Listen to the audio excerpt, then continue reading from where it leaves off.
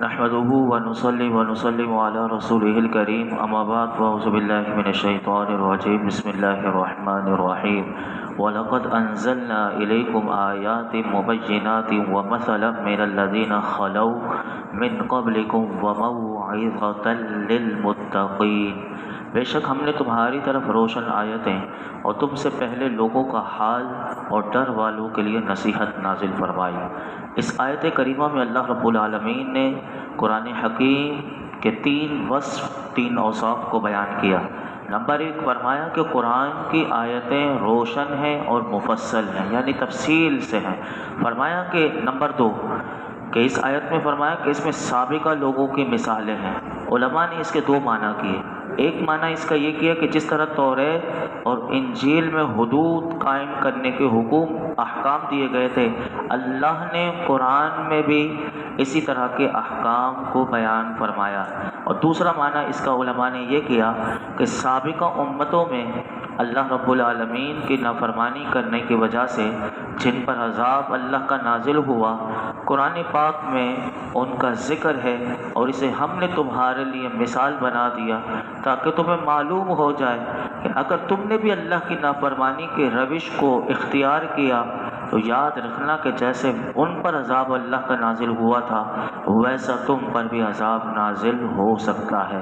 Number 3 اس آیت میں یہ فرمایا کہ یہ قرآن متقین کے لیے نصیحت ہے، اور متقین کا بطور خاص ذکر کرنے میں اس طرف اشارہ ہے کہ قرآن کی نصیحت سے یہی لوگ فائدہ حاصل کر سکتے ہیں کہ جنہوں نے اپنی زندگی میں تقویٰ لیا ہوا ہو۔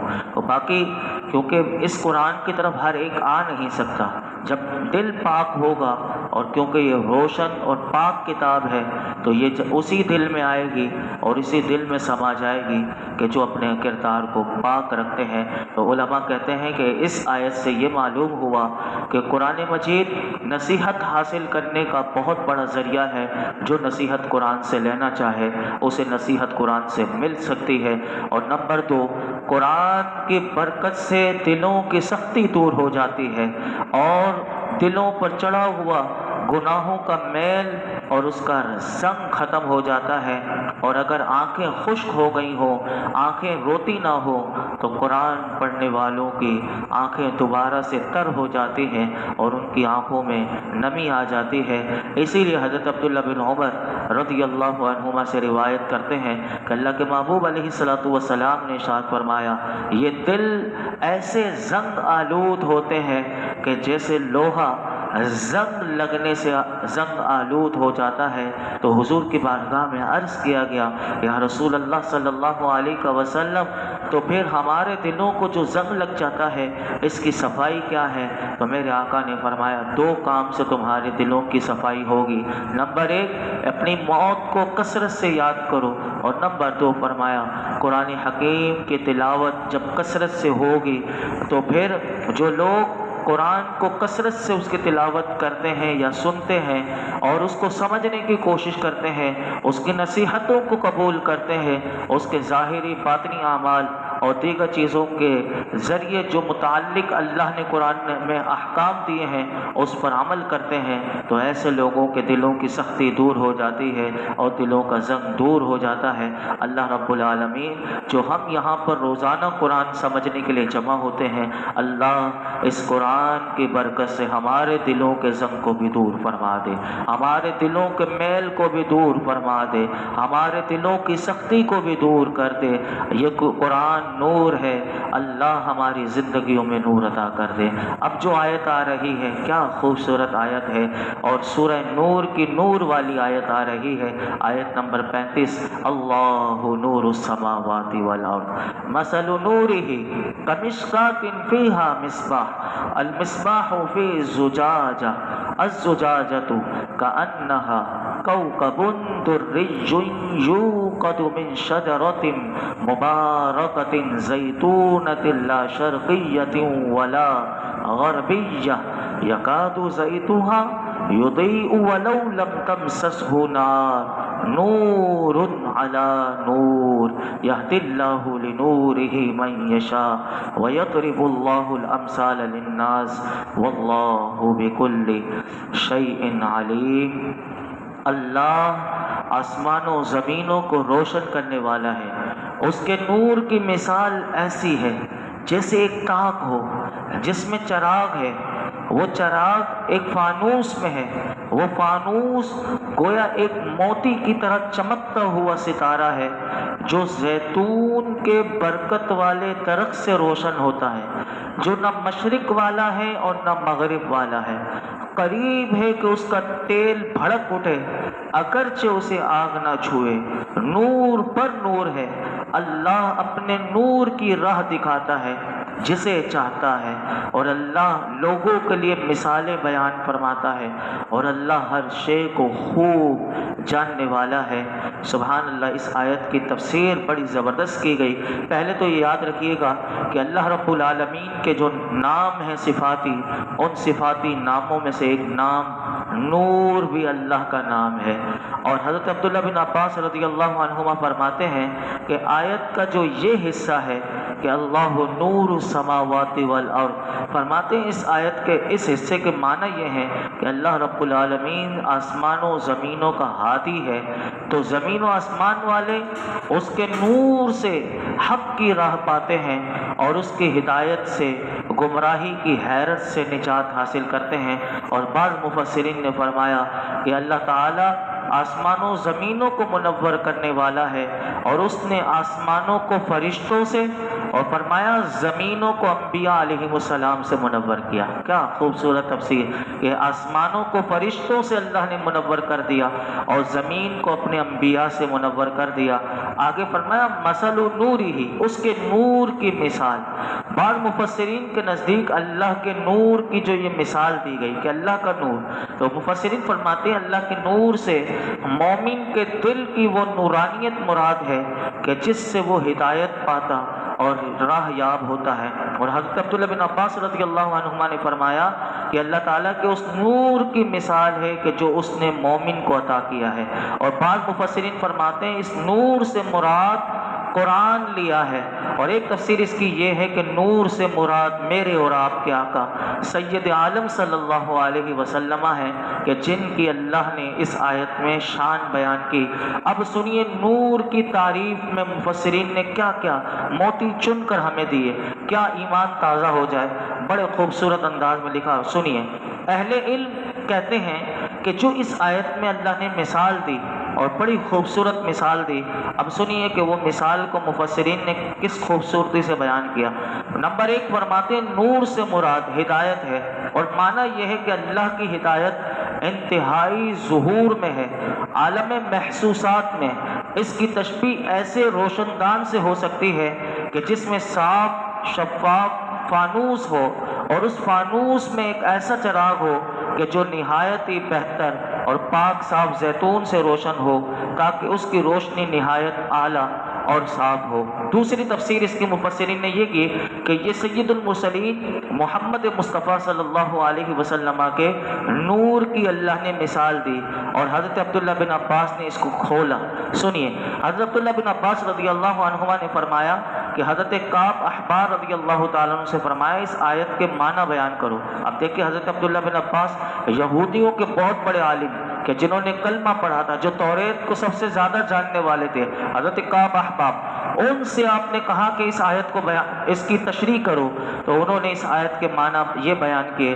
انہوں نے فرمایا کہ اللہ رب العالمین نے اپنے نبی کریم صلی اللہ علیہ وسلم کی مثال اس آیت میں دی کہ روشن دان یعنی تاک تو حضور صلی اللہ علیہ وسلم کا سینہ شریف ہے، اور فانوس جو اللہ نے اس آیت میں کہا، فرماتے فانوس سے مراد قلب مبارک یعنی حضور کا دل مبارک، اور کہتے ہیں جو اللہ نے چراغ کہا نا، تو کہتے ہیں چراغ سے مراد نبوت ہے کہ جو شجر نبوت سے روشن ہے، اور فرمایا اس نور محمدی کی روشنی کمال ظہور میں اس مرتبے پر ہے کہ اگر آپ صلی اللہ علیہ وسلم جب دنیا میں تشریف لائے تھے اور آپ نے اگر اپنا نبی ہونا ظاہر بھی نہ فرمایا ہوتا تو جب بھی خلق پر ظاہر ہو جاتا.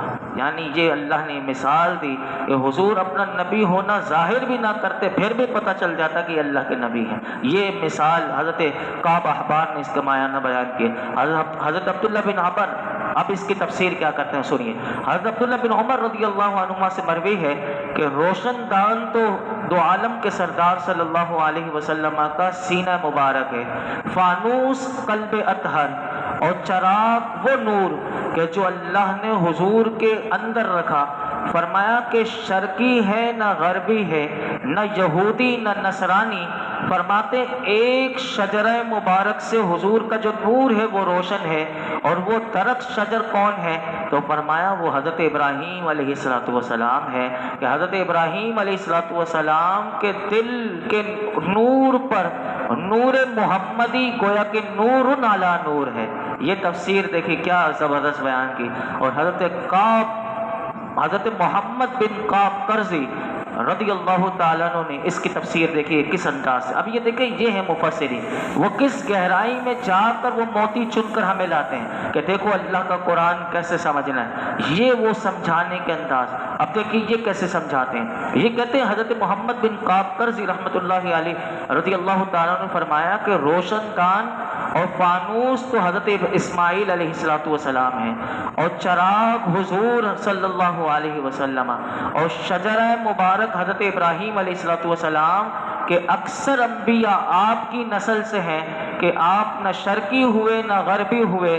تو معنی یہ بنے کہ حضرت ابراہیم علیہ السلام نہ یہودی تھے نہ عیسائی، کیونکہ یہودی مغرب کی طرف نماز پڑھتے ہیں اور عیسائی مشرق کی طرف. قریب ہے کہ محمد مصطفیٰ صلی اللہ علیہ وسلم کے محاسن و کمالات نزول وحی سے پہلے ہی مخلوق پر ظاہر ہو جائیں.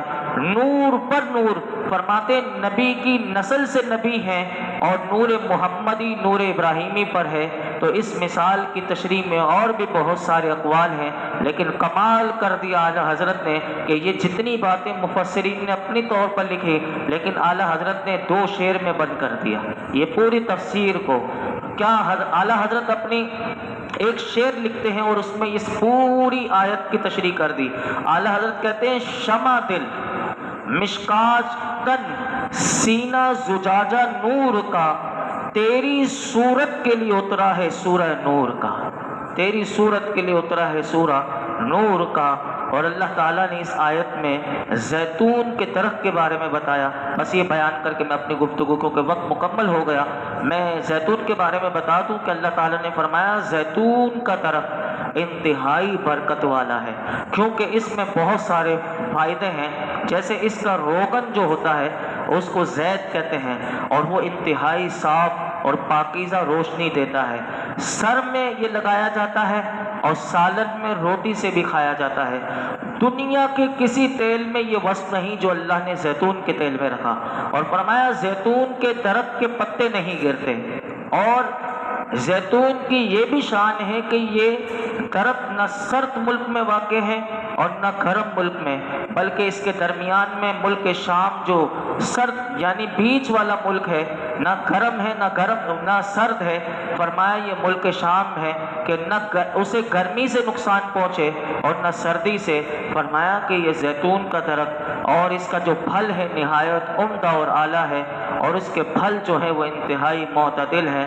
اور زیتون سے متعلق ایک حدیث پاک میں میرے آقا علیہ الصلوۃ والسلام حضرت ابو اسید رضی اللہ تعالیٰ عنہ سے روایت ہے کہ رسول اللہ صلی اللہ علیہ وسلم نے ارشاد فرمایا زیتون کھاؤ، اس کا تیل استعمال کرو، کیونکہ یہ مبارک درخت ہے. پہلے ہمارے یہاں ایسا ہی ہوتا تھا کہ زیتون سے ہی سارے کھانے پکتے تھے. آج یہ پکوان اور ایسے کھانوں سے آج ہماری صحتوں کا ستیہ ناش ہوا، اور یہ کیونکہ ان چیزوں سے ہم نے اپنے آپ کو دور کیا.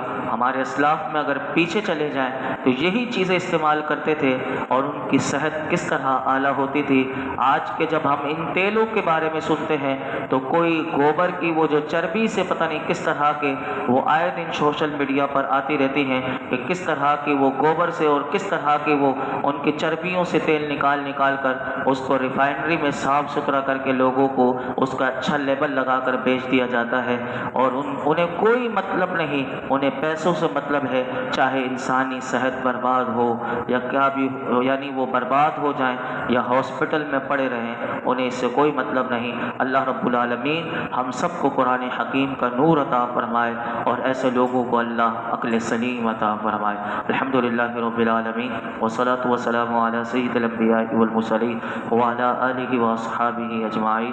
اللہ پاک ہمارا نماز عشاء ادا کرنا اپنی بارگاہ میں قبول فرما، درود و سلام پڑھنا، درس قرآن سننا سنانا اپنی بارگاہ میں قبول فرما۔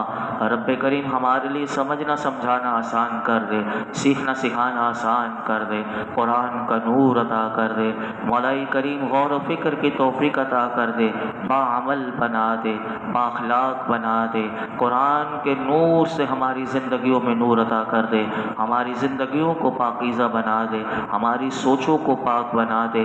آج تک ہم نے جتنے دعائیں مانگی ہیں اللہ آئندہ مانگتے رہیں گے، اللہ سب دعاؤں کو قبول فرما۔ یہ جتنے حاضرین موجود ہیں جس کے دل میں جو مراد ہو پوری فرما۔ ہمارے مولا کریم درس قرآن میں جو بزرگ جو بیمار ہیں اللہ انہیں شفا عطا فرما، ہمارے حاجی محمد امین صاحب کو اللہ شفا عطا فرما، جو بیمار ہیں اللہ سب کو شفا عطا فرما۔ وصلی اللہ تعالی علی خیر خلق محمد وعلی آلہ وصحبہ اجمعین۔